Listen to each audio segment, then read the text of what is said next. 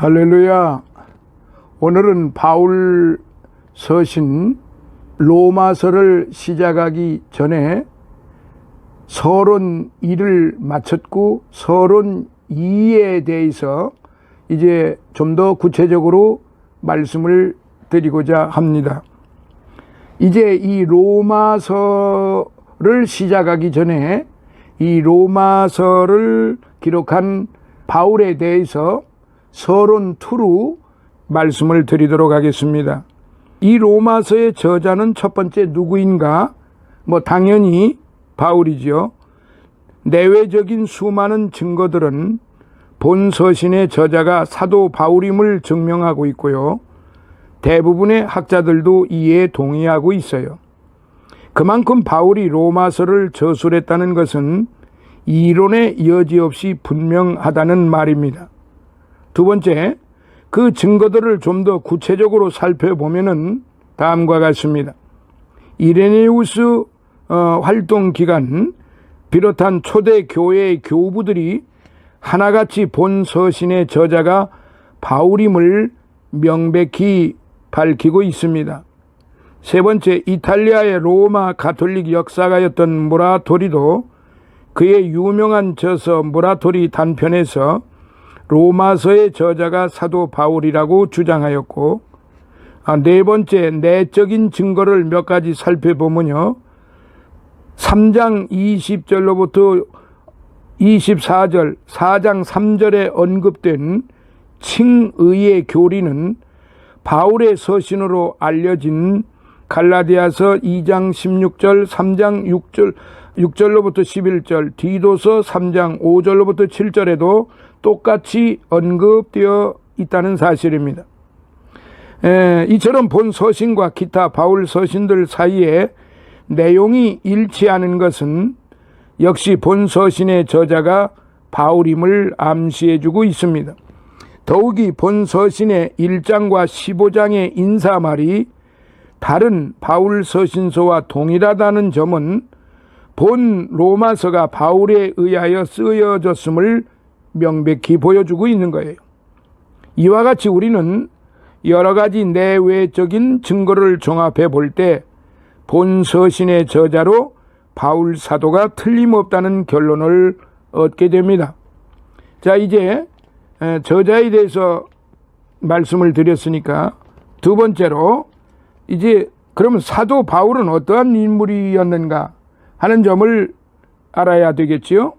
첫째, 바울이라는 이름은 헬라식 이름으로 작다라는 뜻을 지니고 있어요. 한편 바울의 옛 이름이 있었는데 사울이라고 하는 이름이죠. 사울은 히브리스 이름으로서 구하였다, 하나님께 청함을 받다라는 뜻을 지녔습니다. 혹은 크다라고 그렇게 표현을 하는 학자들도 있습니다. 두 번째로 바울은 베냐민 지파, 빌립보서 3장 5절에 보면 바울은 야곱의 12아들 가운데에서 12번째 막내인 베냐민 지파의 출신의 유대인으로 지중해 북동쪽에 근접한 길리기아에 위치한 그리스 문화의 중심지이며 대학 도시인 다소라고 하는 도시에서 태어났습니다. 세 번째, 성경에는 그의 집안에 대해 기록한 것이 거의 없어요. 그러나 제롬이 전해주는 한 전승을 보면 바울의 부모는 본래 갈릴리의 한 마을에 살았고 BC 1세기 로마가 팔레스틴을 폐허로 만들던 어간의 다소로 피난하였다고 합니다. 네 번째, 이와 같이 이주민이었지만은 그의 집안은 상당히 유복했음이 틀림없어요.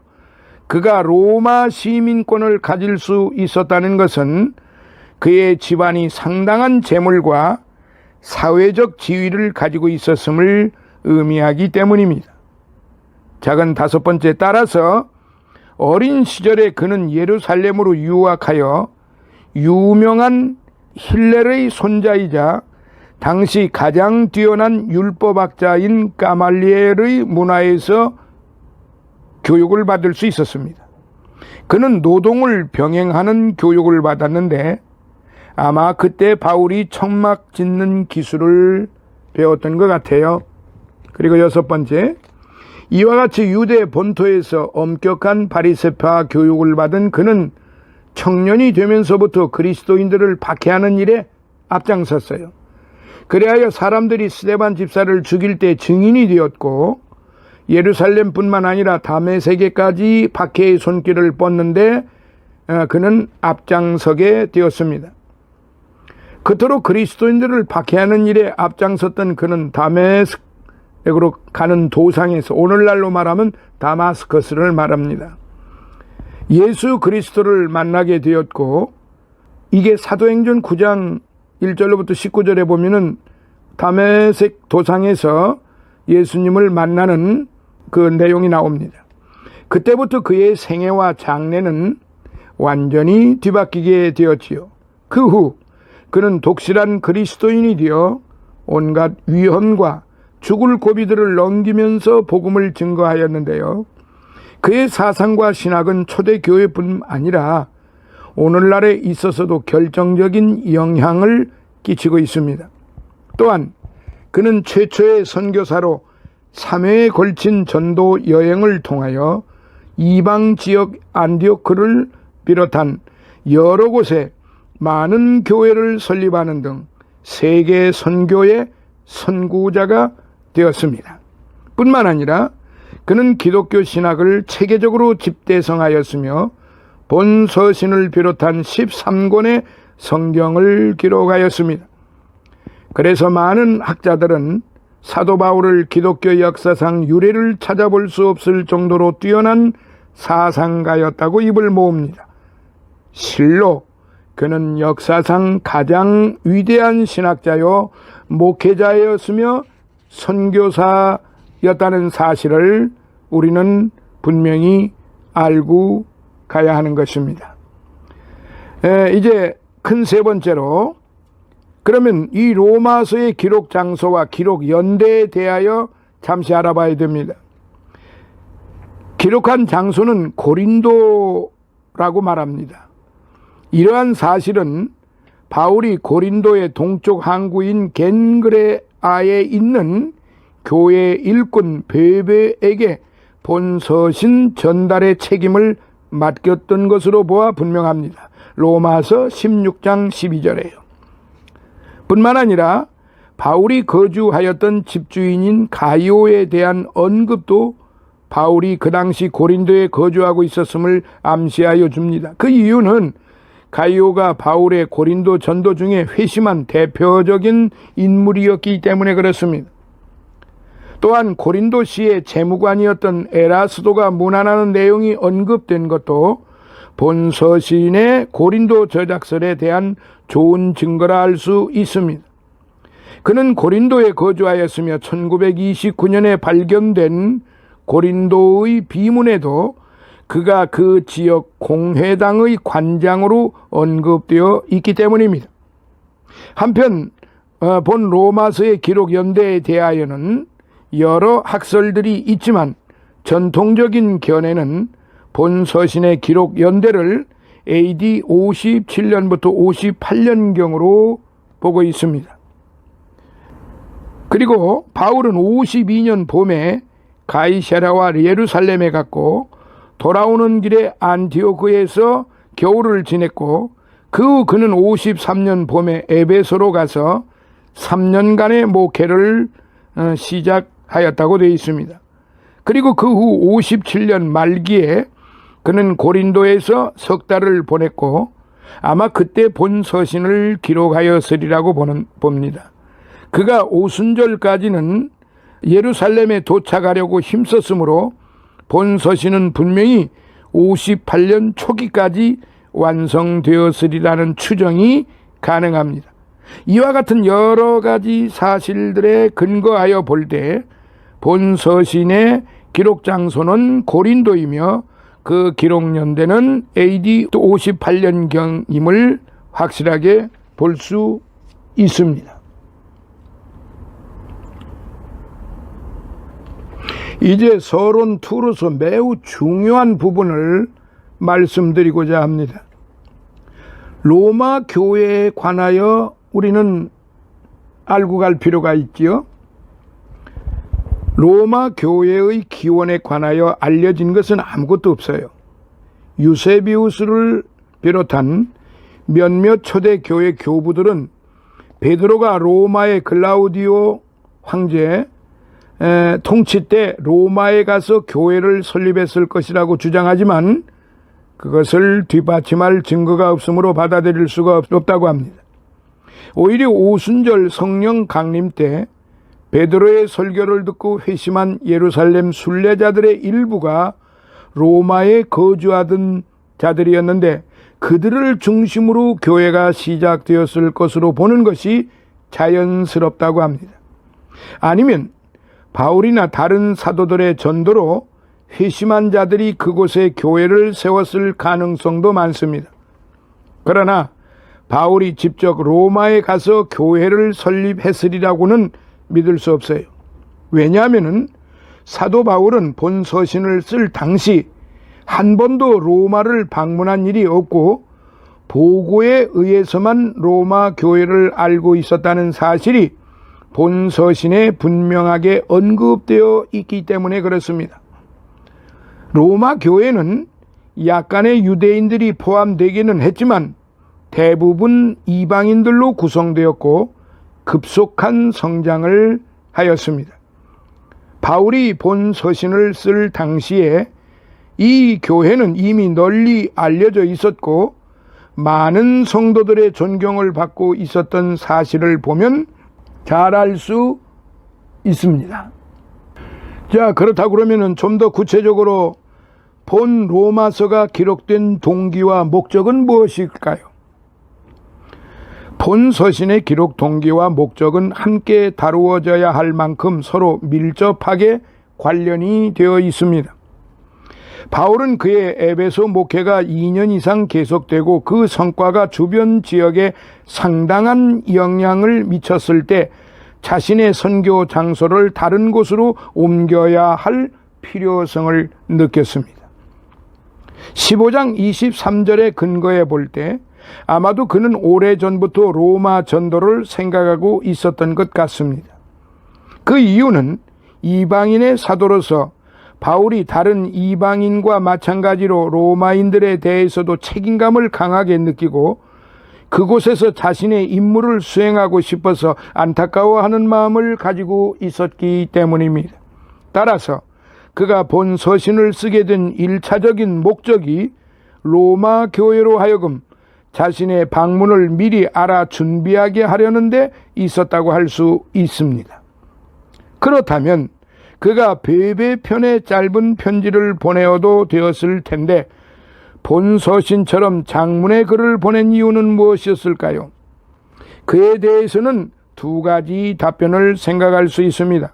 첫째로 바울은 로마에 가는 것이 그의 최종 목적이 아니라 로마를 지나 스페인 지역까지 가기를 원했기 때문에 로마 교회를 안디옥 교회처럼 전도 활동의 기지로 삼으려는 기대를 가졌다고 가정하는 데서 본 서신의 기록 목적을 찾을 수가 있습니다. 즉 바울은 먼저 로마 교인들에게 지난 20여 년간 전파해 온 복음을 자세히 설명함으로써 그 복음을 이해시키고 한 걸음 더 나아가 그들을 자신의 사역에 동참토록 준비시킬 목적으로 본 서신을 기록한 것으로 볼 수 있습니다.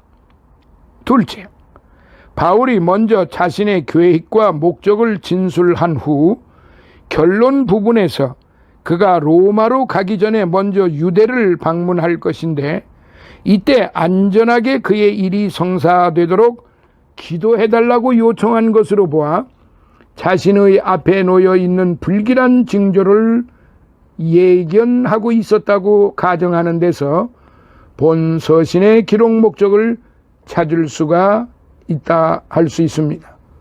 즉 바울은 만일의 경우 자신이 죽게 될지라도 로마 교회로 하여금 자신의 사역을 바르게 계승하여 전해준 그 복음을 로마 제국 끝까지 전파할 수 있게 하기 위하여 본 서신을 기록했다고 볼 수 있습니다. 그런 의미에서 볼 때 본 로마서는 그의 마지막 유언장이고 로마 교회에 물려주는 값진 유산이었으며 동시에 로마 교회를 통하여 주를 믿을 전 세계 신자들에게 물려주는 영적인 재산이라고 할 수 있습니다. 이제 서신 2로서 마무리를 하겠습니다. 본 서신의 중심 주제에 대해서 앞서도 잠시 말씀을 잠깐 드렸지만은 서론 2에서 마무리를 하겠습니다. 본 로마서의 중심 주제는 무엇일까요? 첫째, 본 로마서의 중심 주제는 우리가 믿음으로 말미암아 하나님께 의롭다고 칭함을 받는 것입니다. 또한 여기서 믿음이란 인간의 의지적인 믿음이 아니라 하나님의 선물, 에베소서 2장 8절에 나오는 말씀이죠. 믿음이란 하나님의 선물이라는 것이죠. 즉 그리스도 예수 안에 있는 구속으로 말미암아 하나님께서 은혜로 주신 믿음을 의미하는 것입니다. 3장 24절에요. 바울은 이 구원의 교리가 실제적이며 필요한 것이고 1장부터 3장까지, 성경적이며 4장, 열매 맺는 것이며 5장부터 8장이라는 사실을 보여준 후에 이어서 9장부터 11장에서는 하나님의 섭리와 약속이 믿음을 가진 자들을 위하여 의도되었고 그들 안에서 실현되었다는 의미에서 그 구원이 역사적임을 증명하였습니다. 뿐만 아니라 그것이 오늘날에도 참되며 미래에도 계속 그러하리라는 점을 우리에게 보여주고 있는 것입니다. 그리고 이어서 12장부터 16장은 이 모든 것에 대한 실제적인 적용을 담고 있습니다. 환원하면 이들 결론적인 부분은 하나님이 주신 믿음으로 의롭다 하심과 구원하심을 입은 자들이 어떻게 이웃과 동료들에 대한 사랑을 실천하며 삼위일체 하나님에 대한 헌신의 삶을 살 수 있을까 하는 것을 보여주고 있다는 사실입니다. 이제 오늘의 이 로마서를 공부하기에 앞서서 우리는 서론 1, 서론 2를 이제 들었습니다. 이제 다음 시간부터는 로마서 1장부터 본론으로 들어가서 과연 앞전에 말씀드린 것처럼 바울의 이 서신을 통해서 구체적으로 우리가 깊이 알고 갈 때에 우리 신앙 생활에 큰 힘이 되고 또한 능력이 되고 축복이 될 뿐만 아니라 하나님을 기쁘시게 해드리는 점에 있어서 더없이 좋은 그런 성경 공부라 그렇게 볼 수 있습니다.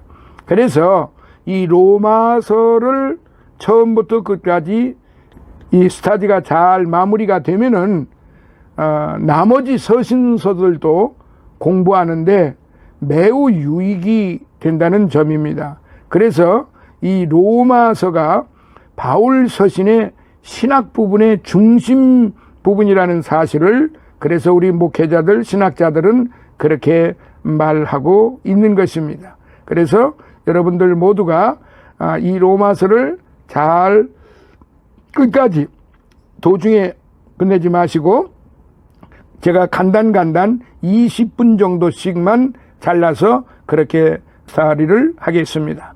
하나님의 은혜와 사랑이 저와 여러분들께 오늘도 함께 하시기를, 내일도 함께 하시기를, 영원히 함께 하시기를 예수님 이름으로 축원합니다.